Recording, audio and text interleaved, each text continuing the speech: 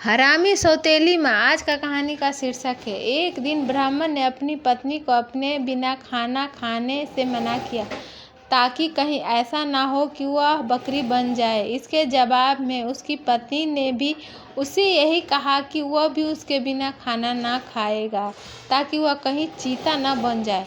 दोनों राजी हो गए। इस तरह काफ़ी दिन निकल गया और दोनों में से किसी ने अपना वादा नहीं तोड़ा। दोनों एक दूसरे के साथ ही खाना खाते थे। पर एक दिन उस ब्राह्मण की पत्नी ने अपने बच्चे को खाना देते समय उस खाने में से चखने के लिए एक और खुद खाकर देख लिया। उस समय क्योंकि उसका पति वहाँ नहीं था, तो उसकी पत्नी तुरंत ही एक बकरी बन गई। जब वह ब्राह्मण घर आया तो उसने देखा कि एक बकरी उसके घर के चारों तरफ घूम रही है। यह देखकर वह ब्राह्मण बहुत दुखी हुआ, क्योंकि वह तुरंत ही जान गया कि वह बकरी और कोई नहीं बल्कि उसकी अपनी प्यारी पत्नी है। उसने उसको अपने घर के आंगन में बांध दिया और उसको बड़ी सावधानी से सेवा करने लगा। कुछ साल बाद उसने दूसरी शादी कर ली, पर उसकी दूसरी पत्नी उसकी पहले पत्नी के बच्चे के साथ बिल्कुल भी अच्छा व्यवहार नहीं करती थी। वह तो उनको खाना भी बहुत कम देती थी। वे बच्चे बेचारे बहुत परेशान थे। उसकी बकरी माँ उनकी शिकायतों को सुनती रहती थी, पर वह बेचारी भी कुछ नहीं कर सकती थी। उन बच्चों की माँ ने यह भी देखा कि उसके बच्चे दुबले होते जा रहे हैं, इसलिए एक दिन उसने अपने बच्चे में से एक बच्चे को अपने पास बुलाया और उससे दूसरों को भी यह बात चुपचाप बताने के लिए कहा कि जब भी उनको भूख लगे तो वे डंडी से उनके सींग पर मारे। ऐसा करने से उनके सींग में से कुछ खाना निकल आएगा जिसे वे खा सकते हैं। बच्चे ने ऐसा ही किया। अब जब भी उनको भूख लगती तो वे अपनी बकरी माँ के सींग में डंडी मारते। इससे उनमें से कुछ खाना निकल आता और वे उसको खाकर अपने पेट भर लेते। इससे धीरे धीरे उनकी तंदुरुस्ती अच्छी होने लगी। पर यह तो उस सौतेली माँ की उम्मीदों के खिलाफ हो रहा था। उसके सौतेले बच्चे बजाय दुबले होने के और ज़्यादा तंदुरुस्त होते जा रहे थे, जबकि वह खुद उनको बहुत कम खाना देती थी। वह उनको इतना तंदुरुस्त देखकर बहुत ही ताज्जुब में पड़ गई कि यह सब कैसे हो रहा था। कुछ समय बाद उस ब्राह्मण की दूसरी पत्नी ने एक आँख की बेटी को जन्म दिया। वह अपनी उस कानी बेटी को बहुत प्यार करती थी और उसकी किसी भी ज़रूरत को तुरंत ही पूरा करने को तैयार रहती थी। कुछ दिनों के बाद जब वह लड़की काफ़ी बड़ी हो गई, चलने फिरने लगी, बोलने चालने लगी, अच्छी तरह बात करने लगी, तो उसकी माँ उसको दूसरे बच्चे के साथ बाहर खेलने के लिए भेजने लगी। उसने उसको यह भी कहा कि वह अपने बड़े भाई बहनों पर निगाहें रखे कि वे कब और कैसे खाना खाते पीते हैं। लड़की ने कहा ठीक है। वह लड़की उसके साथ सारे दिन रहती थी और सब देखती थी कि कैसे उनके भाई बहन खाना खाते हैं।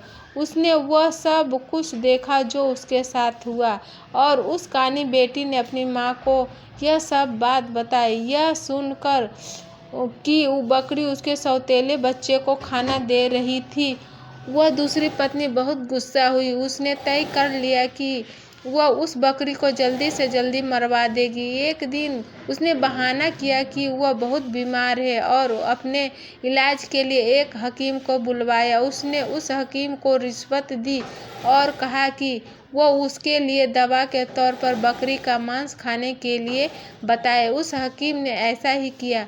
ब्राह्मण अपनी पत्नी की बीमारी के लिए बहुत ही चिंतित था और हालांकि वह बकरी को बिल्कुल मारना नहीं चाहता था, और फिर भी वह अपनी दूसरी पत्नी को ठीक करने के लिए उस बकरी को मारने के लिए तैयार हो गया।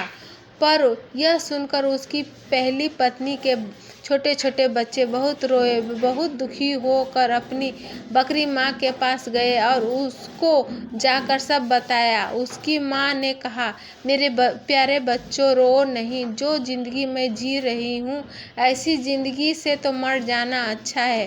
रो नहीं, मुझे तुम्हारा खाने को लेकर कोई दुख नहीं है, क्योंकि अगर तुम मेरा कहा करोगे तो खाना तो तुमको उसके बाद भी मिलता रहेगा। मेरे मरने के बाद तुम लोग मेरी हड्डियां इकट्ठा कर लेना और उनको किसी ऐसी जगह दबा देना जहां उनको कोई ढूंढ ना सके। फिर जब भी तुमको भूख लगे तो तुम वहां आ जाना, तुमको वहां खाना मिल जाएगा। उस बकरी ने उनको यह सलाह बड़े समय से दे दी थी, क्योंकि जैसे ही उनके अपनी बात ख़त्म की और उसके बच्चे वहाँ से गए कि तभी एक कसाई अपना बड़ा सा चाकू लेकर वहाँ आया, पहुँचा और उस बकरी को मार दिया। उस बकरी के शरीर को टुकड़े कर में काट कर पका दिया। ब्राह्मण की पत्नी ने उस बकरी के मांस को खाया, पर बच्चों को केवल हड्डियां ही मिली। बच्चों ने उन हड्डियों को वही किया उनकी बकरी माँ ने उनसे करने के लिए कहा था। उन्होंने उनकी हड्डियों एक ऐसी जगह दबा दी जहां उन्हें कोई ढूंढ नहीं सकता था। जब उनको खाने की ज़रूरत होती तो वे वहां पहुंच जाते और उन हड्डियों से खाना मांग लेते और उनको खाना मिल जाता। सो अब उनको फिर से खाना रोज और खूब मिल रहा था।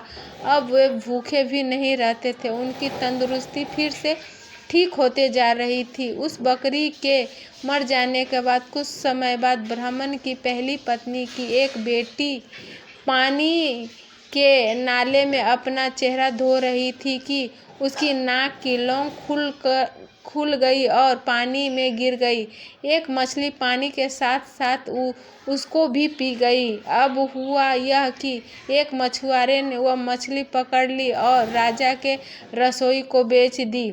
रसोइये ने जब उसे मछली को पकाने के लिए काटा तो उसको यह देखकर बड़ा आश्चर्य हुआ कि उसके अंदर तो नाक की एक लौंग थी। वह उसको लेकर राजा के पास गया तो राजा भी उसमें रुचि हो गई। राजा ने अपने राज्य में यह मुनादी पिटवा दी कि जिस किसी की भी नाक की लौंग खो गई है वो उसको राजा से आकर ले जाए। कुछ दिनों के बाद उस लड़की का भाई राजा के पास आया और बोला कि वह नाक की लौंग उसकी बहन की है। उसकी यह नाक की लौंग उसका चेहरा धोते समय नाले में गिर पड़ी थी। राजा ने उस लड़की को बुलवाया तो वह उसकी सुंदरता और अच्छा व्यवहार देखकर इतना प्रभावित हुआ कि उसने उससे शादी कर ली और उसके परिवार की भी खूब सहायता की।